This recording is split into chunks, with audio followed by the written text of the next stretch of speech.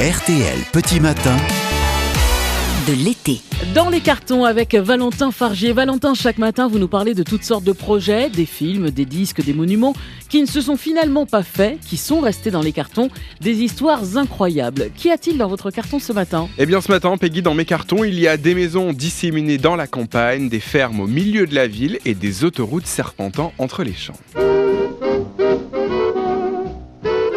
Aujourd'hui, je vais vous parler d'un concept d'urbanisation imaginé par l'architecte Frank Lloyd Wright. Ce concept, c'est Brodacre City. Nous sommes en 1932. L'Amérique est en pleine Grande Dépression et le rêve américain semble plus éloigné que jamais pour des millions de citoyens. C'est dans ce contexte que Frank Lloyd Wright, connu pour ses créations architecturales audacieuses et intégrées dans la nature, présente une version radicalement nouvelle de ce que pourrait être la ville du futur. Brodacre City, c'est l'antiville par excellence. Là où les métropoles modernes s'entassent et s'élèvent vers le haut, Wright imagine un espace où l'habitat humain est dispersé sur de vastes étendues agricoles. Chaque famille y disposerait d'au moins un acre de terre, soit l'équivalent d'environ 4000 m², suffisant pour subvenir à ses besoins en cultivant sa propre nourriture. L'idée centrale, c'est celle de l'autonomie. Dans Brodacre City, chaque habitant est à la fois agriculteur, artisan et citoyen. Loin du béton et de la densité des villes industrielles, Brodacre City mise sur l'intégration harmonieuse entre l'homme et la nature. Les habitations conçues dans le style organique cher à Wright se fondraient dans le paysage et l'automobile, véritable révolution de l'époque, jouerait un rôle central.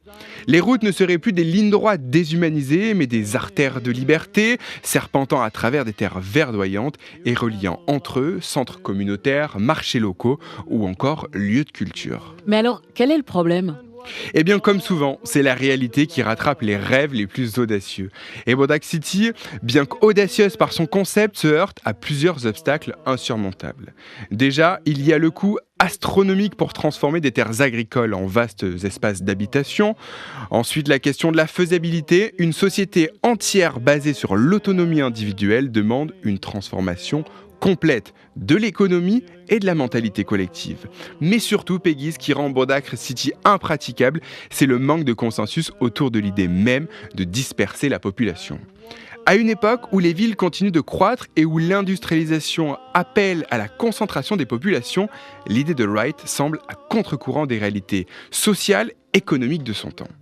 Pourtant, tout n'est pas perdu. Si Brodacre City n'a jamais vu le jour sous sa forme imaginée par Wright, ses idées ont laissé une empreinte durable sur l'urbanisme et l'architecture. Des concepts comme l'étalement urbain, la protection des espaces verts ou encore des quartiers résidentiels de banlieue s'inspirent de près ou de loin de cette vision d'un espace où l'homme et la nature coexistent en harmonie. Les idées de Wright ont également influencé la réflexion sur l'autonomie énergétique et alimentaire. Des concepts qui résonnent encore aujourd'hui face aux défis environnementaux. Dans les cartons avec Valentin Fargier à retrouver en podcast sur notre site rtl.fr et sur l'application RTL.